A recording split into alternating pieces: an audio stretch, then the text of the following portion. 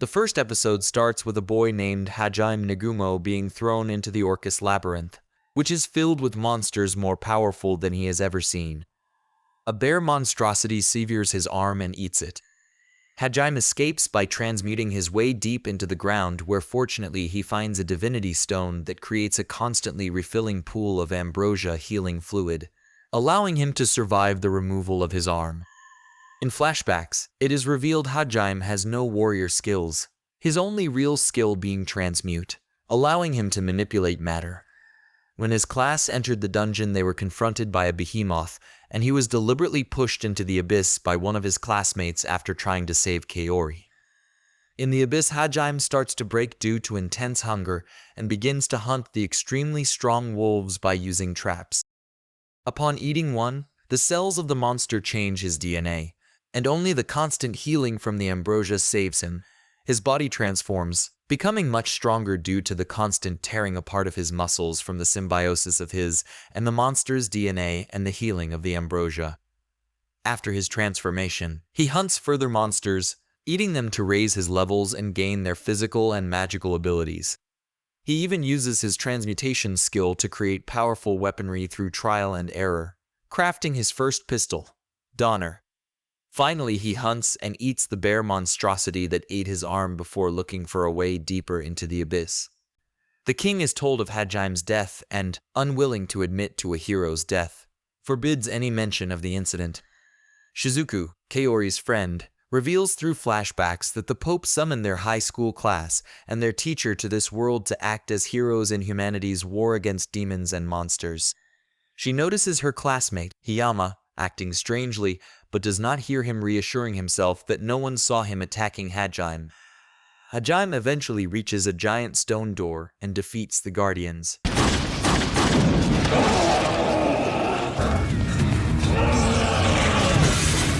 Weakness!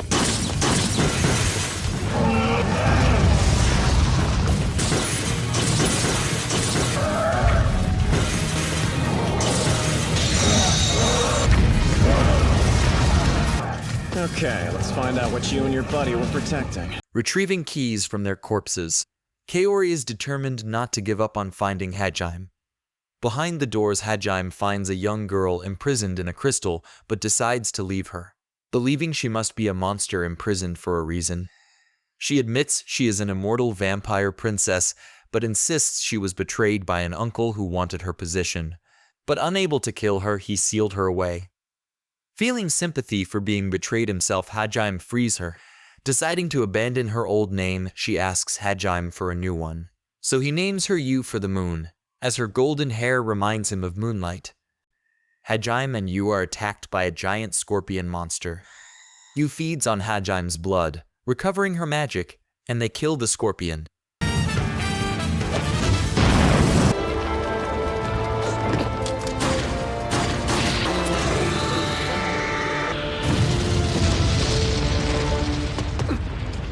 While eating the flesh, Hajime tells Yu all vampires were exterminated 300 years ago, making her the last vampire.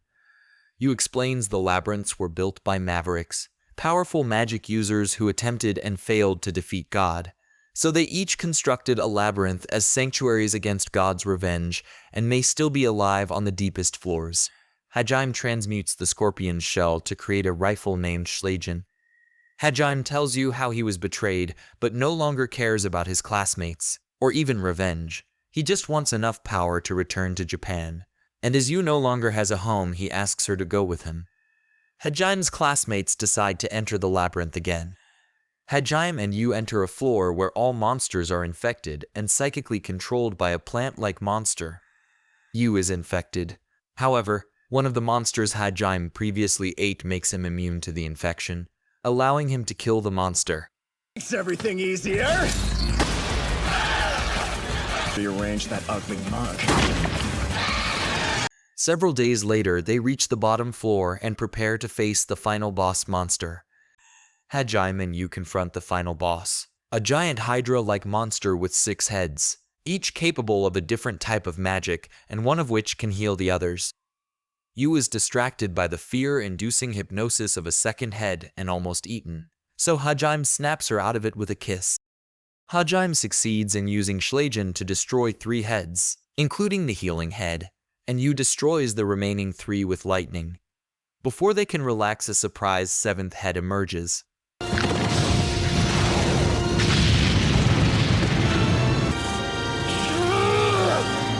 Hajime is injured protecting Yu, and Schlagen is destroyed.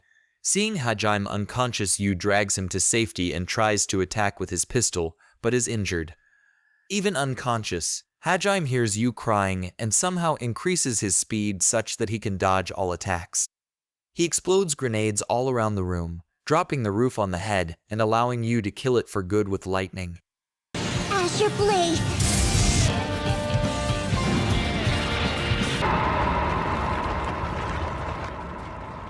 As the final door opens, Hajime passes out from exhaustion.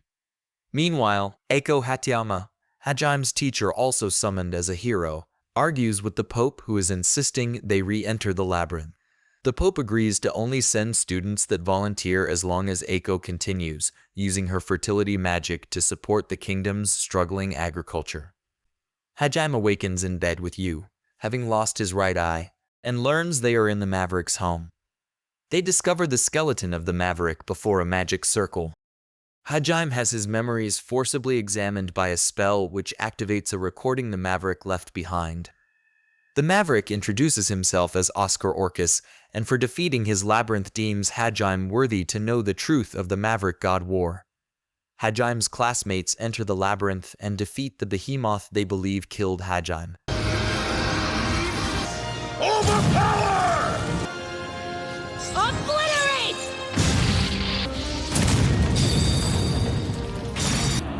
Hallowed ground! Blazing sun!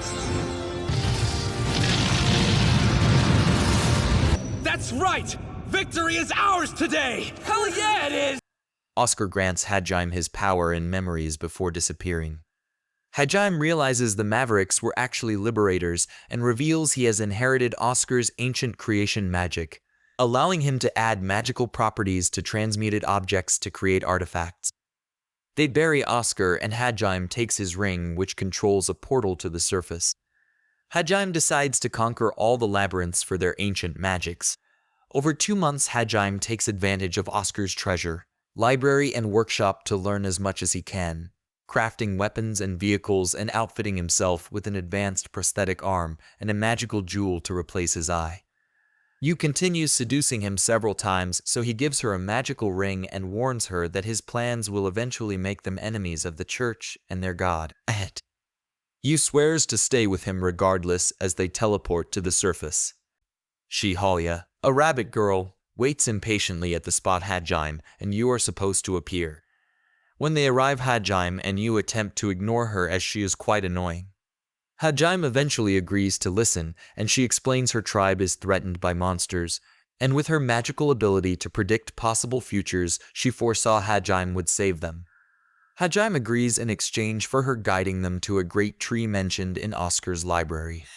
Arriving at the tribe's forest, Hajime kills several monsters, using an unfortunate she as bait. The rabbit men ask Hajime for training as they are tired of being helpless.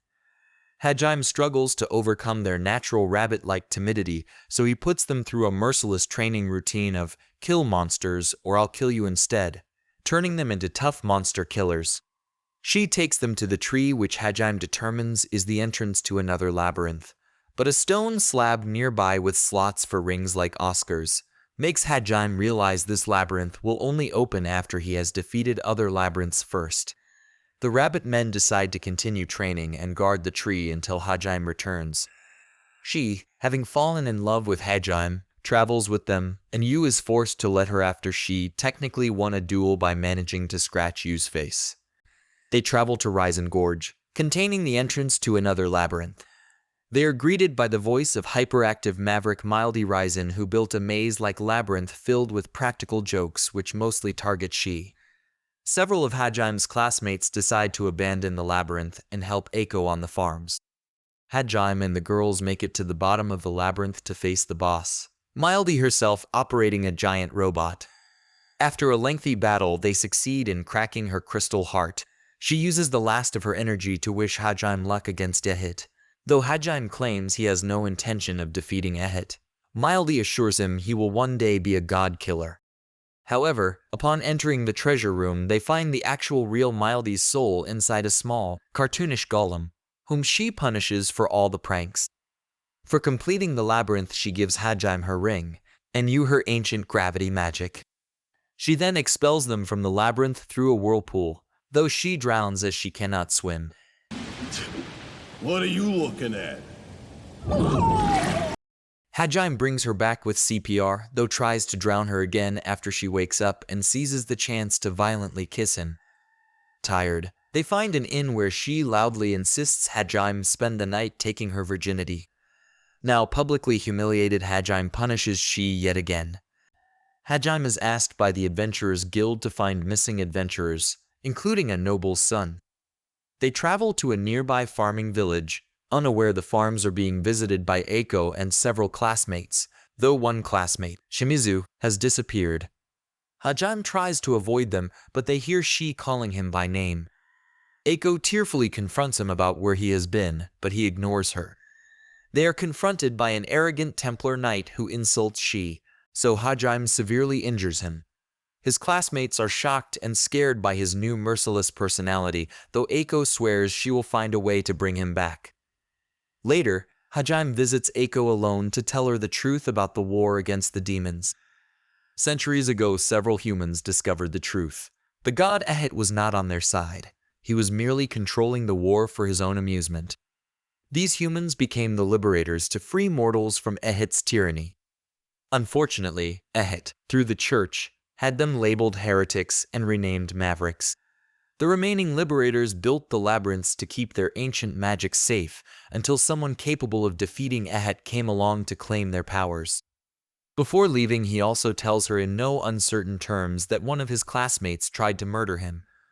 The next morning, Eiko and the students stubbornly insist on helping them search the mountains for the adventurers, as Eiko wants to ask more questions about the liberators. Once in the mountains, Hajime uses transmuted drones connected to his jewel eye to search for the adventurers. They find the noble's son, Will, the only survivor, who reveals they were attacked by an army of monsters and a black dragon. While returning, they are attacked by the dragon. Hajime succeeds in knocking it from the sky and attempts to pierce its armor with his weapon, the pile bunker, which can drive xanthium stakes through any material. The dragon almost escapes until she knocks it out with Drucken. Deciding to forego piercing the armor, Hajime sadistically shoves the stake into its only unarmored area, the anus. However, the pain causes the dragon to reveal she is a female dragonborn, capable of taking a human form, and begs him to remove the stake in exchange for everything she knows. She admits she was magically forced by someone to attack Will and his friends, and as atonement, offers to help them stop that person. Hajime decides to kill her anyway, but Yu convinces him to spare her. He removes the stake, and the dragon transforms into a young woman named Tio, a shameless masochist who admits she enjoyed the stake just a little. Now their ally Tio reveals the person, whoever he is, has an army of 60,000 monsters and is planning to attack the farming village. Hajime is convinced to fight when Eiko asks him to. He erects barricades around the village while avoiding the amorous intentions of Tio, who finds his mixture of neglect and verbal abuse exciting. Hajime decides to dedicate their victory to Eiko, goddess of plenty, embarrassing her, then proceeds to massacre the monster army with transmuted miniguns and rocket launchers. With his ammunition depleted and Yu and Tio out of magic, Hajime and she rush to capture the mysterious robed commander as the monsters retreat. Hajime realizes the commander is the missing Shimizu. Shimizu admits he was disappointed not to be the only summoned hero, especially as he paled in comparison to his more powerful classmates, so he signed a contract with a demon for his power in exchange for killing Eiko. He scratches Eiko with a poisonous needle, but is shot from behind by a monster sniper. Hajime shoots the sniper and heals Eiko with ambrosia via a kiss. As Shimizu lies dying, he offers loyalty to Hajime, who spots the lie in his eyes and mercilessly executes him, devastating Eiko.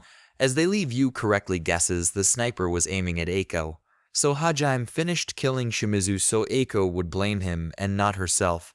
enabling her to recover much quicker psychologically. A slavery gang captures a rare mermaid child named Mayu and decide to sell her. Hajime returns Will to his father and collects his fee. Deciding they need a break, they explore the city as tourists. At an aquarium, they meet a sentient talking fish and decide to free him. As thanks, he passes on a rumor of a captured mermaid child. Deciding this bothers him, Hajime and she wander the city until he senses the child in the sewers underground and rescues her, enraging the slaver's boss. Hajime and she keep Mayu safe, but struggle with what to do next. Elsewhere, Yu and Tio discuss sharing Hajime between them. Hajime decides to give Mayu to the city guards, despite her begging to stay with Hajime. After handing a tearful Mayu over, the guardhouse is attacked and Mayu kidnapped again. Enraged, Hajime begins systematically executing known associates of the slavers looking for the upcoming auction, saving many children along the way. Locating the auction in a noble's mansion, Hajime executes the boss, rescues Mayu and blows up the mansion along with the auction's customers. Mayu decides to start calling an uncomfortable Hajime Papa, which causes Yu, she and Tio to demand Hajime get them all pregnant with his children. Despite his unease, Hajime takes to parenting Mayu quite well. They return to the city where Hajime and the other heroes were summoned. While visiting the Adventurers Guild, Hajime meets a panicked Endoyu, one of his classmates, who warns them Catalia, the demon, set a trap in the labyrinth for the rest of the class. The class are overwhelmed by Catalia's summoned monsters, unable to even get close to Catalia to try killing her.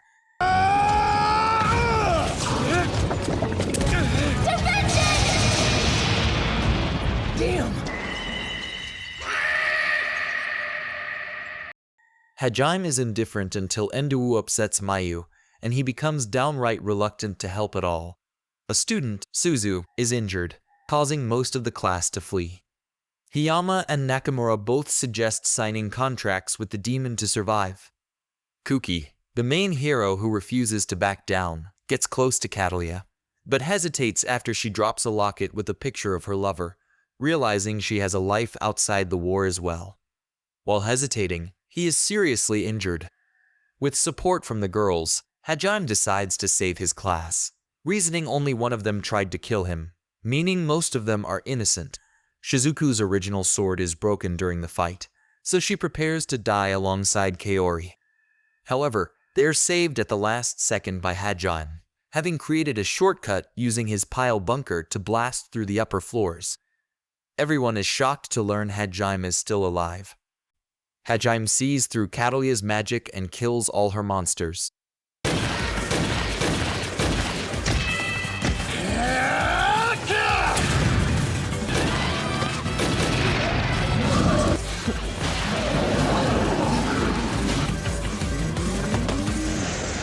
Hiyama is terrified at Hajime's return, fearing he will be discovered as his attempted murderer.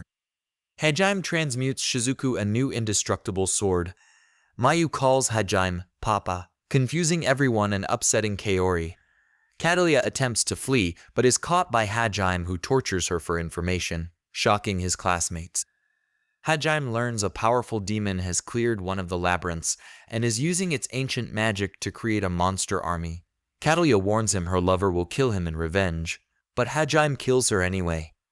In the aftermath, Kuki is outraged Hajime executed the helpless Catalia, so Hajime berates him in return for being too weak to do what is necessary, warning Kuki if he or any of his classmates try to stop him, he will kill them too.